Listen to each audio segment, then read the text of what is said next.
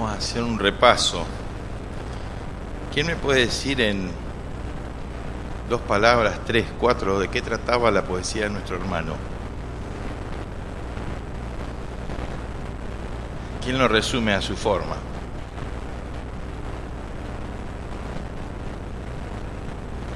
El gozo, ¿quién dijo el gozo verdadero? Bien, el gozo verdadero, muy bien. El reflejo de nuestra vida. ¿Qué más? Solo Dios puede cambiar al mundo. Si hacemos un repaso por toda la linda reunión que tuvimos, la banda empezó, esa canción que Marta dice que se acordó, yo también me la acordé cuando el Dire la trajo, y la vamos a cantar. ¿Alguien se acuerda cómo dice la letra de esa canción? La primera que tocamos. Pastoréanos Jesús amante, pastoréanos Jesús amante, ¿sí? La banda empezó con ese tema. Después cantamos todas las alabanzas. Marta trajo esa dura historia de cristianos que están enfrentando realidades muy distintas a las nuestras. El coro cantó una canción que uno puede decir es de Navidad, pero no es de Navidad, es la historia que cambia al mundo. Y así fuimos siguiendo con el programa, con cada una de las participaciones, con cada una de las cosas que se hizo. La hermana Tila con su lectura. Y en todas siempre había algo que hablaba del Señor. Pero saben que a veces nosotros, por eso me gustó el hermano que dijo recién el reflejo de nuestra vida. Si nosotros conociéramos al Señor, conociéramos su historia, conociéramos lo que Él vino a hacer, conociéramos que murió por nosotros, cumpliéramos con lo que Él pareciera que pidiera, que es en un momento, no es que pareciera, lo pide, pero a veces nos quedamos en eso, que en un momento reconozcamos nuestros pecados y después, paso seguido, manifestáramos nuestra decisión pasando por las aguas del bautismo. Si nosotros hiciéramos todo eso,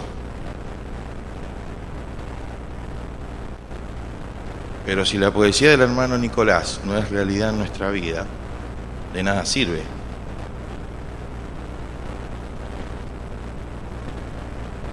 Si Dios, a través del amor de Jesús, nos dio un cambio de 180 grados en mi vida, no sirve. Ayer tuvimos una muy linda tarde en Zárate. Fue el grupo de teatro de la iglesia a hacer una obra ahí en un lugar muy, muy pobre. Y pudimos compartir la palabra del Señor con un ambiente muy distinto al que vamos siempre. Bueno, los hermanos que van a Fiorito conocen un poco más, ¿no? Lo que es ese tema. Quizás es un poquito distinto a Fiorito porque está todo más separado, es así un terreno muy desparejo. Los que van a Liber es como la peor parte de cementerio. Además de esa actividad, el viernes hubo una muy linda actividad acá, con las hermanas arriba, con los hombres acá abajo, para la gente del barrio. Y aún si hiciéramos todo eso, y nuestra vida no dio un giro de 180 grados, lo digo de nuevo, de nada serviría. Yo quiero que busquen por favor conmigo en Filipenses, porque Pablo dice algo muy interesante en el libro de Filipenses. Nos daría para leer todo el libro, la verdad, pero no nos va a dar para leer todo el libro. Por eso quiero contarles rápido qué dice el capítulo 1 para el que no lo sabe y que juntos pensemos en el capítulo 2. En el capítulo 1, Pablo primero empieza agradeciendo por los hermanos a quienes escribía. Le dice: gracias doy a Dios por ustedes y estoy contento en mis oraciones. Y les dice: sé que ustedes saben que estoy preso, aunque muchos dicen si en ese momento que lo escribió estaba preso, era justo cuando había salido, no pasa por ahí. Y él dice: pero quiero que ustedes sepan, les dice, que estas prisiones mías, estas situaciones difíciles que voy pasando, abundan para proclamar el Evangelio. Y yo hoy, cuando Marta contaba la historia de estos, ¿cuántos fueron, Marta? De estos 12 mártires de la fe, pensaba: ¿su historia abunda para contar el Evangelio? ¿Cuánta gente alrededor del mundo está diciendo: ¿cómo estos tipos aceptan que lo maten por Jesús? ¿Abunda para contar el Evangelio?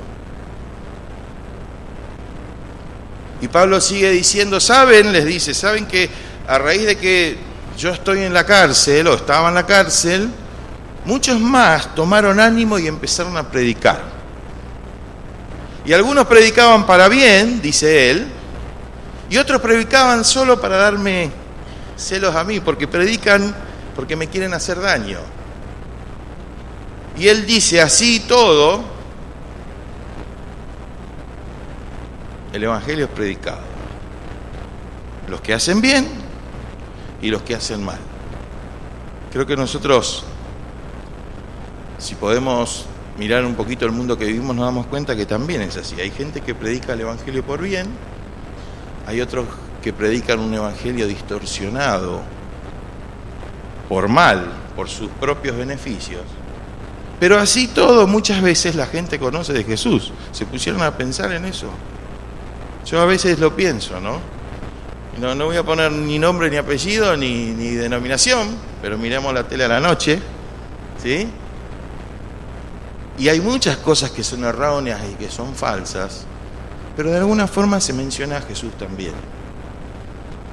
Yo he conocido gente que aceptó al Señor en lugares donde jamás me hubiera imaginado que podían conocer al Señor.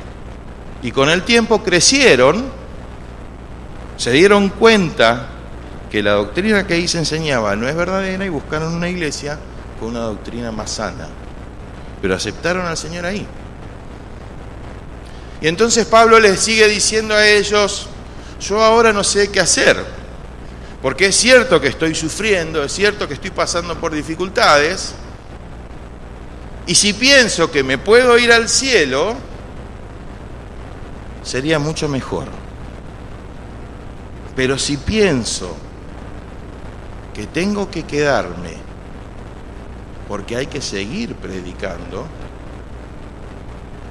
creo que eso es lo que corresponde que hay que hacer, dice Pablo. Y dice: es más, confío que Dios va a prolongar mi vida para que pueda seguir haciendo esto. Pero al final del capítulo 1,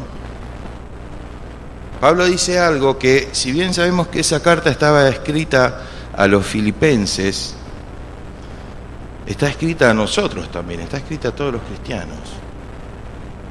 Y dice algo de lo que yo, particularmente, muchas veces no me hago cargo. Fíjense lo que dice el versículo 29 del capítulo 1. Dice: porque a vosotros os es concedido, a causa de Cristo, no solo que creáis en Él, sino también que padezcáis por Él, teniendo el mismo conflicto que habéis visto en mí y ahora oís que hay en mí. ¿De qué conflicto hablaba Pablo? Él dice: a ustedes, o sea, a nosotros, también les he dado el privilegio no solo de creer en Jesús, sino de sufrir por Él. Y dice: ustedes, o sea, nosotros, ahora tienen también el mismo conflicto que tengo yo. ¿Cuál era el conflicto de Pablo? ¿me voy a disfrutar del cielo o me quedo acá predicando? Ese era el conflicto de Pablo. Y él dice, ustedes deberían tener el mismo conflicto. Y yo pensaba y digo, ¿por qué a veces no tengo el mismo conflicto? O muchas veces no tengo el mismo conflicto. ¿Por qué la mayoría de las veces no tengo ese conflicto que Pablo tenía? Y se me ocurrió, y creo que no se me ocurrió porque sí, sino porque realmente estaba orando y pidiendo al Señor, y me vino a la cabeza la palabra identidad. Identidad. Yo busqué en el diccionario de la RAE lo que significa identidad. Y lo quiero leer porque es muy interesante. Tiene varias acepciones o explicaciones. Primero dice cualidad de idéntico. Cualidad de idéntico. Después dice conjunto de rasgos propios de un individuo o de una colectividad que los caracterizan frente a los demás. Después dice, conciencia que una persona tiene de ser ella misma y distinta a los demás. Hay algo que es distinto. Otra, hecho de ser alguien o algo el mismo que se supone o se busca. ¿Se entiende esto? Hecho de ser alguien o algo lo mismo o el mismo que se supone o se busca. O sea, me doy cuenta que soy lo que quiero ser, lo que estoy buscando ser. Y el último es más matemático, pero se aplica 100%, dice, igualdad algebraica que se verifica siempre, cualquiera que sea el valor de sus variables. O sea, 2 más 2 siempre va a dar 4.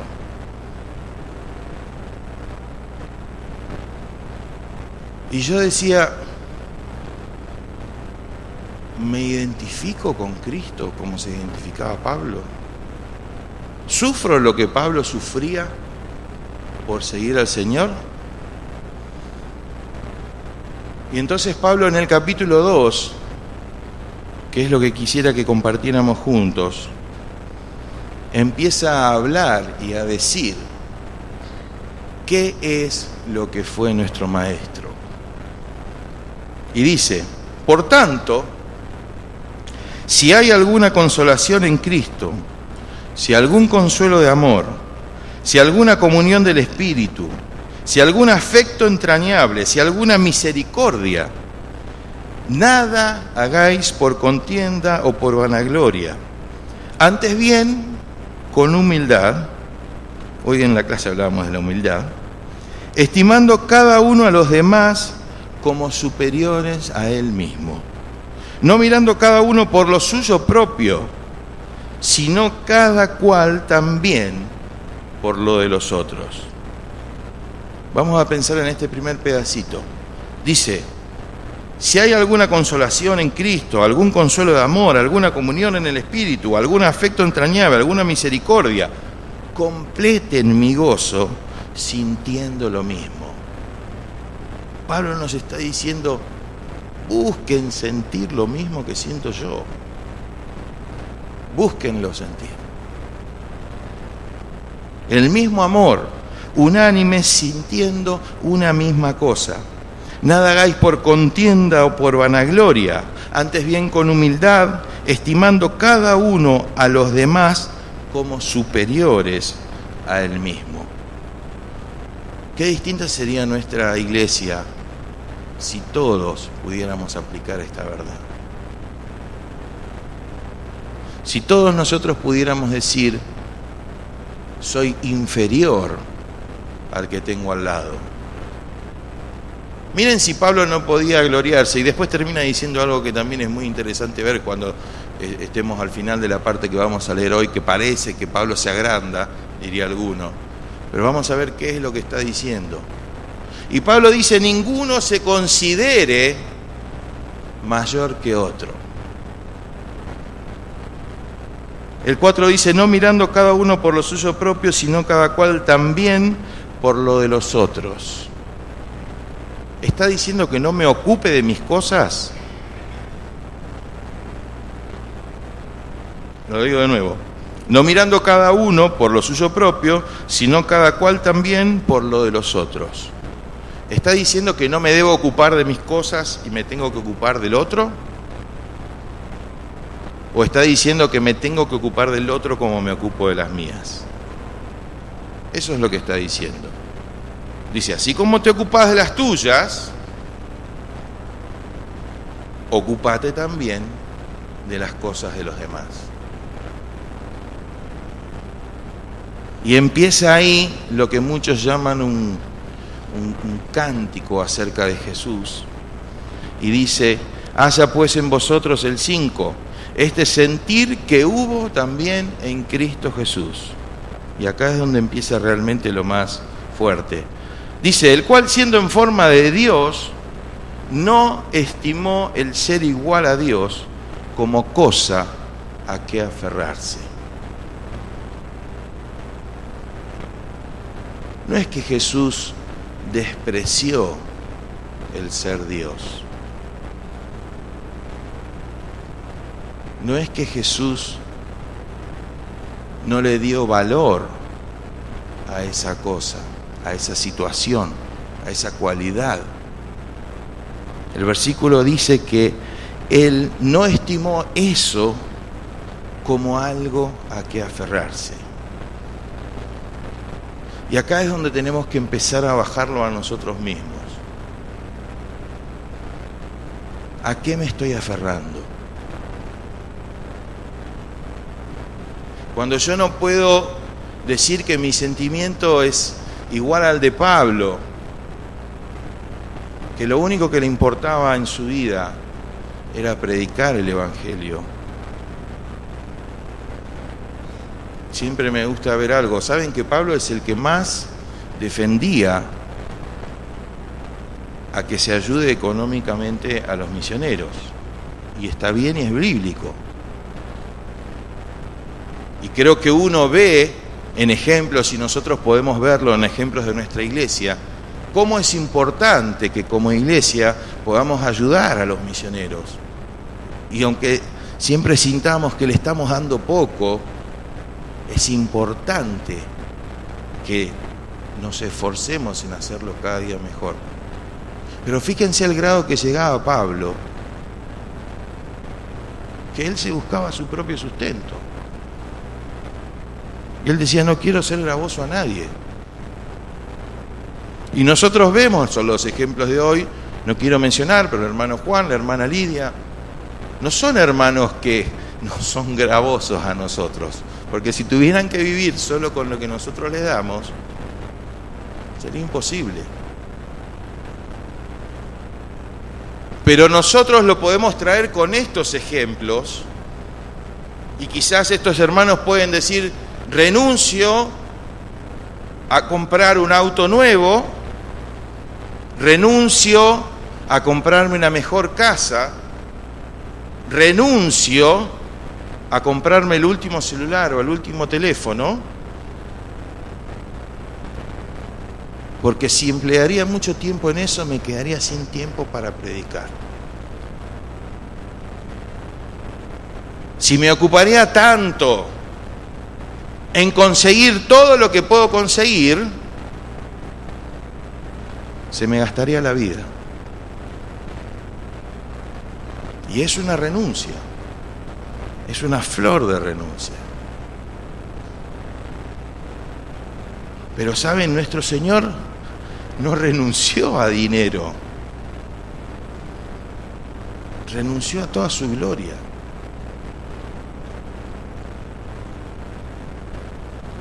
Renunció a algo que nosotros jamás nos podríamos imaginar y nunca lo vamos a entender, porque nosotros nunca vamos a ser Dios.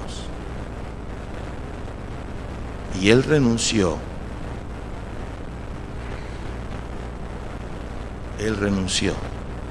Y fíjense que sigue diciendo, sino que se despojó a sí mismo, tomando forma de siervo, hecho semejante a los hombres. Nunca le había prestado atención, al menos la versión Reina Valera hace esta comparación. El versículo 6 dice, era o siendo en forma de Dios.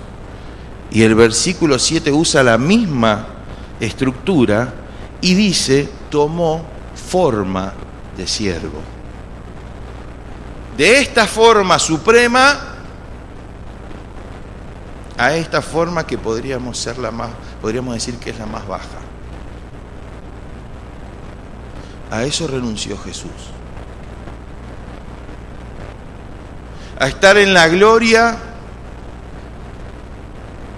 siendo alabado por todos los ángeles, porque, ¿saben? Muchos a veces no, muchos se confunden, nos confundimos, o hasta que no profundizamos un poco, muchos piensan que Jesús empezó a recibir gloria después de haber venido a la tierra. No, Él siempre fue Dios, siempre tuvo gloria. Pero Él renuncia a eso, al menos por un tiempo. Y dice, deja esa gloria y viene a ser un siervo, semejante a nosotros. El 8, estando en la condición de hombre, o sea, no solo renunció a eso y vino a ser como somos nosotros, sino dice, se humilló a sí mismo, haciéndose obediente hasta la muerte, y además, le podríamos sumar, muerte de cruz. O sea, no solo dejó el cielo, no solo vino, tomó forma de siervo, sino que Él se auto-humilló. Eso es renuncia.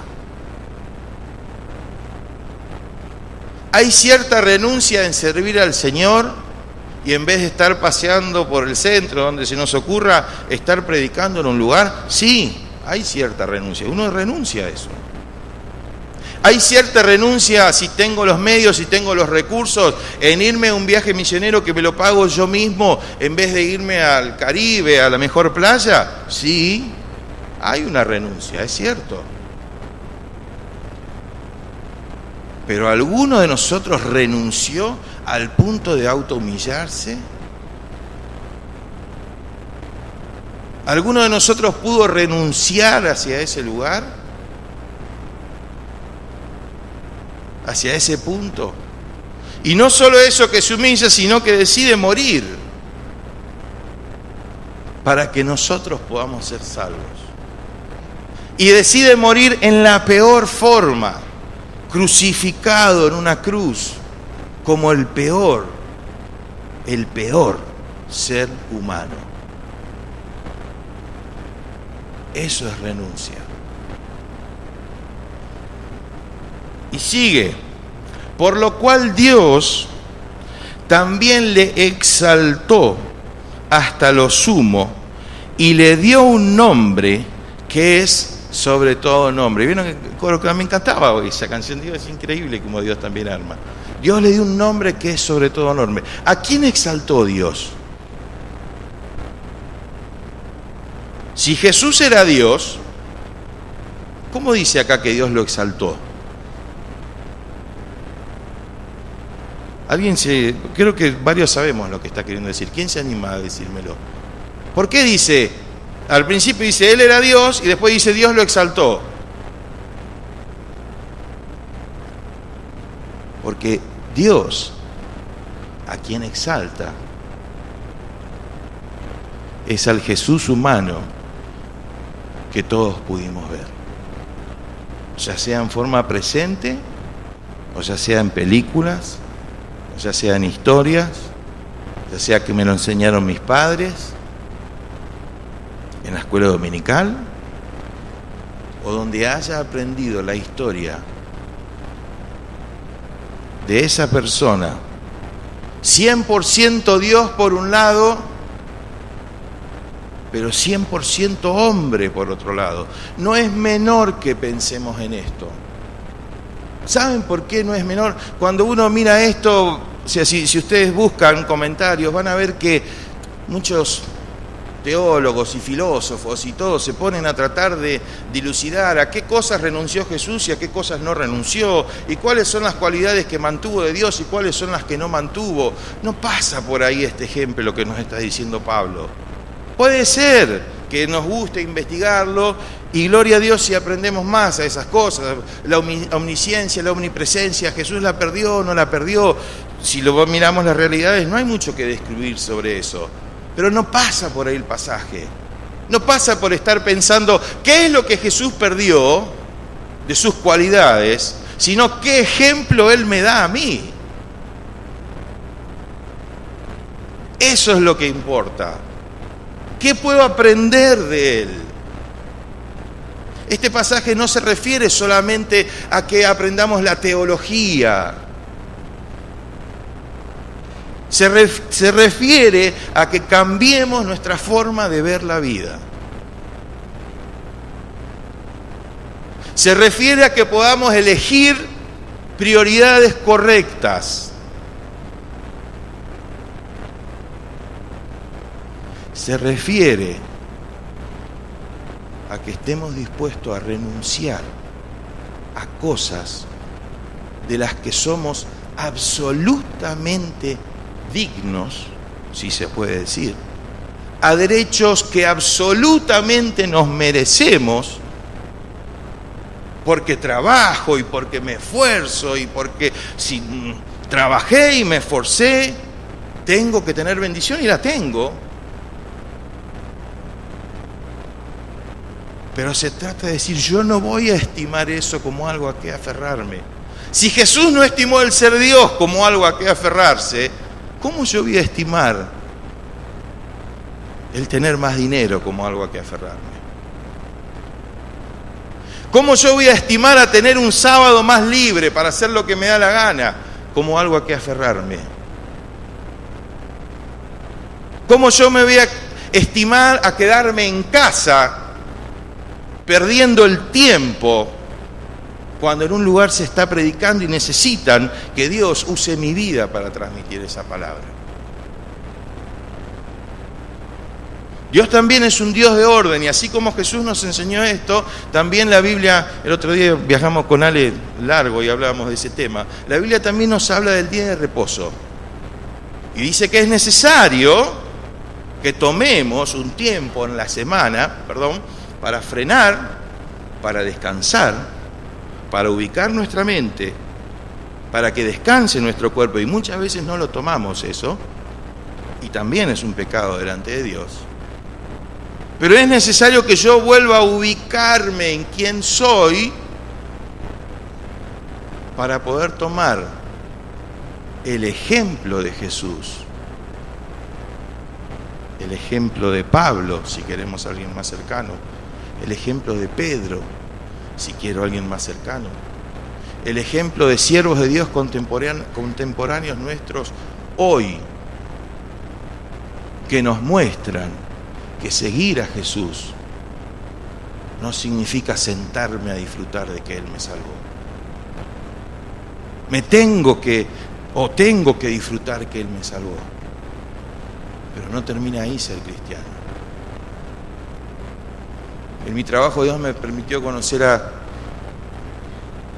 muchos cristianos de distintas denominaciones y formas y estructuras y nacionalidades distintas a las nuestras, con costumbres distintas. Y me acuerdo que conocí a una persona y hicimos una muy, muy linda relación. De hecho, cada vez que hacen un evento seguimos participando. Que siempre al principio mi trabajo es manejar la parte técnica y qué se va a hacer y todas esas cosas. Y siempre me gusta Decirles, bueno, ¿por qué haces lo que haces? ¿Por qué haces este evento? ¿Por qué haces este esfuerzo? ¿Por qué invertís el dinero? ¿Por qué invitas a gente? ¿Por qué querés que venga? ¿Por qué haces tu evento? Que nosotros podríamos preguntarnos por qué hacemos la reunión del domingo, la reunión del sábado, la reunión del viernes, la escuela dominical. ¿Por qué lo hacemos? Y esta persona me acuerdo que me dijo, el 99% de los eventos cristianos, no sé si 99, pero 90 y pico usó, se refieren a hablar de lo que Jesús hizo por nosotros, dijo él. Pero yo quiero que mi evento se refiera a hablar de qué puedo hacer yo por Jesús. ¿Qué hago yo con ese Jesús que me salvó? ¿Qué hago yo con ese Jesús que me perdonó? ¿Qué hago yo con esa vida abundante que Dios me dio? ¿Qué hago con eso? ¿Cómo la uso? Y son preguntas difíciles para nosotros para contestar, hermano, muy difíciles. Porque seguimos teniendo la lucha de las dos realidades delante nuestro. Está el ser que Dios creó, que quiere honrarlo, que quiere servirlo, que quiere que su vida sea usada por nuestro Señor. Y está el ser que quiere ser cómodo, que no quiere renunciar a sus derechos, que toma la vida abundante de la que el Señor habla como una llenura de placer y una completa alegría para mi vida, y cuando viene una prueba se nos desmorona el mundo, porque si creemos que la vida abundante que Dios nos da es que no tengamos dificultades, pareciera que cuando estamos pasando por una prueba es, pero ¿cómo, Señor? ¿Dónde está la vida abundante? Y nos damos cuenta que nuestra mente no está calibrada con la mente de Cristo. Si hay alguien que tenía vida abundante era Él, era Dios. Y dejó todo por amor a nosotros. El 9 decía esto que hablamos recién, que Dios lo exaltó hasta lo sumo, le dio un nombre que es sobre todo nombre. Y fíjense lo que dice, para que en el nombre de Jesús se doble toda rodilla de los que están en los cielos y en la tierra y debajo de la tierra. Todos, un día vamos a doblar las rodillas frente a Jesús. Todos. Pero bien merecido que lo tiene el Señor. Bien merecido que lo tiene que nosotros inclinemos nuestras rodillas a Él. Y toda lengua confiese que Jesucristo es el Señor, para gloria de Dios Padre. Por tanto, dice Pablo, o sea, después que escuchaste todo esto, después que escuché todo esto, Pablo podría decir, después que les expliqué todo esto, lo que Jesús hizo, fíjense cómo sigue. Amados míos, como siempre habéis obedecido, no como en mi presencia solamente, sino mucho más ahora en mi ausencia, ocupaos en vuestra salvación con temor y temblor. Porque Dios es el que en vosotros produce así el querer como el hacer, por su buena voluntad. Pablo está diciendo, no hace falta que yo esté con ustedes para que ustedes traten de servir a Dios. Y nosotros podríamos decir, no hace falta que nuestro pastor esté con nosotros para que nosotros tratemos de mostrar que servimos a Dios. No hace falta que esté nuestro maestro de escuela dominical con nosotros.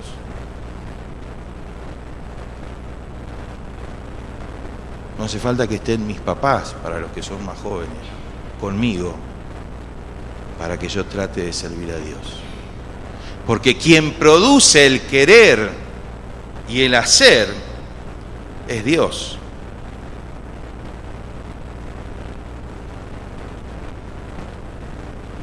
Ni Juan, ni Lidia, ni Jesús, ni nadie de la iglesia puede producir en mí lo que yo tengo que dejar que Dios produzca. Es mi responsabilidad que Dios transforme mi forma de pensar. Por eso Pablo dice, ocúpense en serio de esto. Ocúpense en serio. Sigue, 14, y ya en 2 más terminamos. Haced todo sin murmuraciones y contienda. Yo a veces pienso esto. Si todos tuviéramos esta postura, que es la que Pablo nos está enseñando, que es la que Jesús tuvo, ¿cuántos problemas en la iglesia no existirían? ¿Cuántos problemas en la iglesia no existirían? ¿Saben qué lindo sería, hermanos, que nuestras asambleas, no cuando pasamos nuevas personas a la membresía por agua de bautismo, cuando hay que decidir algún delegado, pero cuando a veces nos enganchamos en discusiones sin sentido? ¿Saben qué lindo sería que nuestras asambleas sean para discutir, entre comillas, cómo podemos predicar mejor? ¿Cómo puedo dar más de mí al Señor? ¿Qué cosas podemos hacer como iglesia para que todos podamos servir más al Señor? Esas deberían ser las asambleas de aquellos que renuncian a sus derechos. Y por acá pasamos por el filtro todos. ¿Qué vengo a hacer a una asamblea? ¿Qué vengo a hacer a una comisión, los que formamos parte de comisiones? ¿Con qué espíritu vengo? ¿Cuál es el tema que voy a proponer para hablar?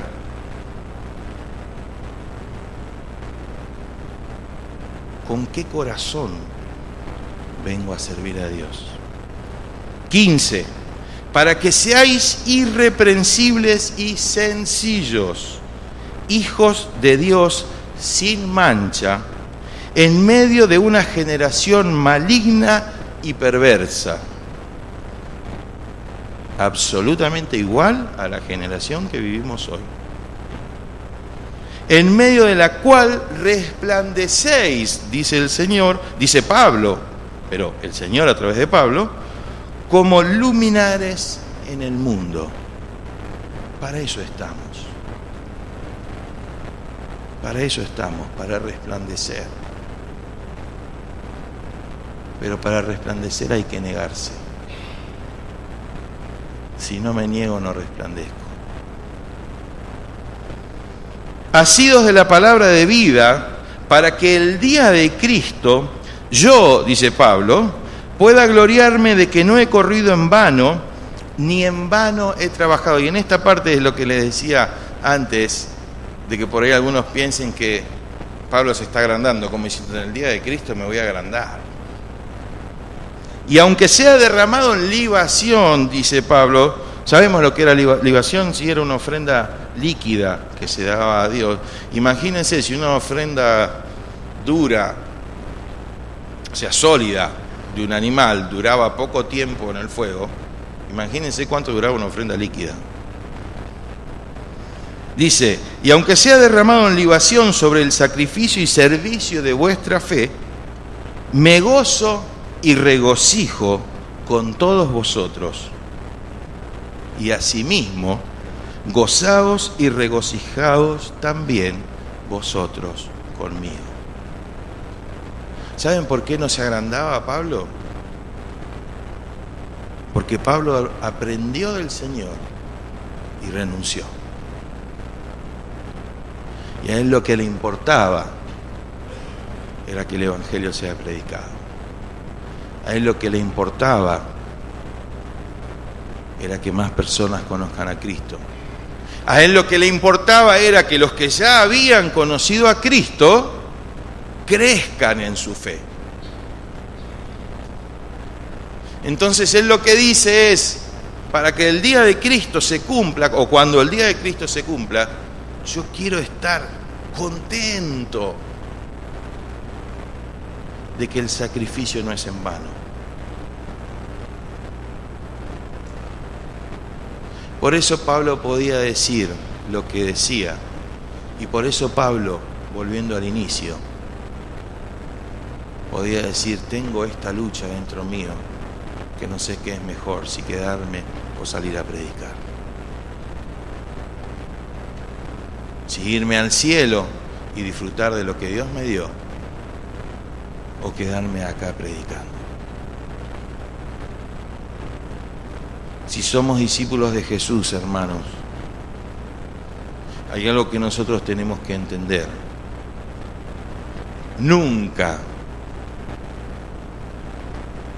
vamos a poder ofrecernos y negarnos al punto que Jesús se ofreció y se negó, porque nosotros nunca vamos a tener que renunciar a ser Dios.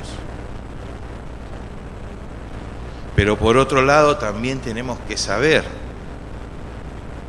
que el ser discípulo verdadero me obliga a que cada día yo pueda analizar mi vida y pueda decir qué estoy poniendo como prioridad. Y es una decisión de cada día. Es una decisión de cada instante. A mí a veces en lo personal, y lo hablamos con Moni también, me aterra cuando me doy cuenta que esas cosas no me preocupan. ¿Saben por qué? Porque no le estoy dando lugar al Espíritu Santo, no hay otra explicación.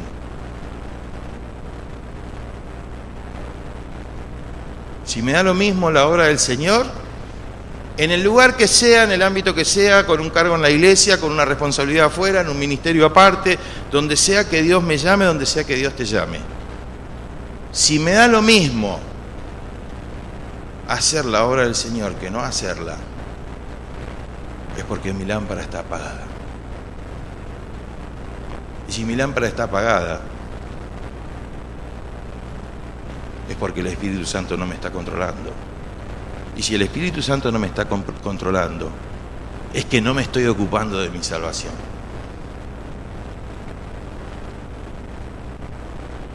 Quiera Dios que nosotros, con un corazón en primer lugar agradecido por la obra de Cristo, porque si perdemos esa condición de agradecidos también nos va mal. Si nos acostumbramos a lo que Jesús hizo por nosotros también nos va mal. Por eso nunca perdiendo el foco de por qué hacemos lo que hacemos, porque la mejor devoción y agradecimiento al Señor es una vida dedicada a Él. Quiera Él que nosotros podamos hacer de cada uno de los días de nuestra vida, podamos tomar una decisión firme de decir, quiero aprender más del Señor, quiero aprender más de la negación, quiero aprender más a renunciar a mis derechos. Y podamos decir, Señor, ¿dónde puedo usar esto? Señor, yo sé que me salvaste de verdad. Santiago decía, ¿cómo se muestra la fe? Por las obras. Puede haber obras sin fe, 100%. Hay un montón de gente que tiene un montón de obras y dan su vida en sacrificio y no tienen fe y no sirve de nada. Pero nosotros entendimos lo que es la fe. Y la fe se muestra al caminar. Quiera de Dios que nosotros podamos concentrar nuestra mente en que Dios nos transforme. En que el Señor nos haga crecer cada día. En que cada día de nuestra vida podamos decir, estoy un poquito mejor dominado por el Señor. Estoy cediendo un poquito más. Aquel que empezó la buena obra en ustedes, dice la palabra, va a ser fiel en completarla. No hay nadie más que el Señor con enormes ganas de querer completar su obra en nosotros. Es nuestra decisión permitir que Él nos transforme. Y saben, me gusta ver, con esto terminamos, el ejemplo de las personas que se dedicaron al Señor. ¿Cómo uno puede decir que Pablo muere como muere? Y acá antes dice, yo nunca voy a ser avergonzado, dice Pablo.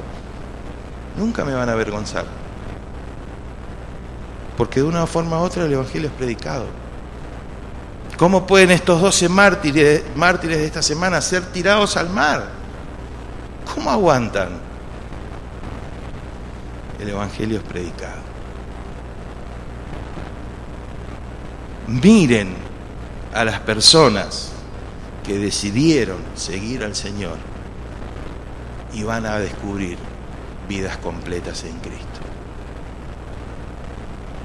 Miremoslos.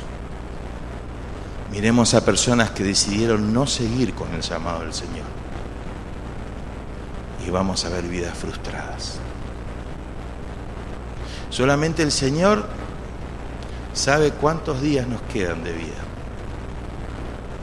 Pero es nuestra decisión hacer de cada uno de esos días un día en que pueda crecer y en que pueda servir al Señor de un corazón más puro. Amado Señor, te damos gracias por tu palabra en esta mañana, gracias por cada una de las alabanzas que pudimos cantar, por cada una de las canciones que hemos escuchado, lecturas, poesías. Gracias porque desafías nuestra fe, Señor. Gracias porque nos desafías a servirte con un corazón más puro. No queremos hacer obras por hacer obras. Queremos hacer obras como resultado de tu transformación en nuestra mente.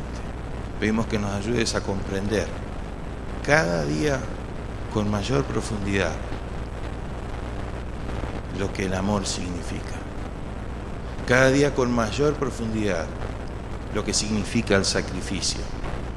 Cada día con mayor profundidad lo que significa la renuncia. Pero no queremos hacerlo por masoquistas, no somos masoquistas, Señor. Descubrimos a través de las personas que te sirvieron que sus vidas fueron completas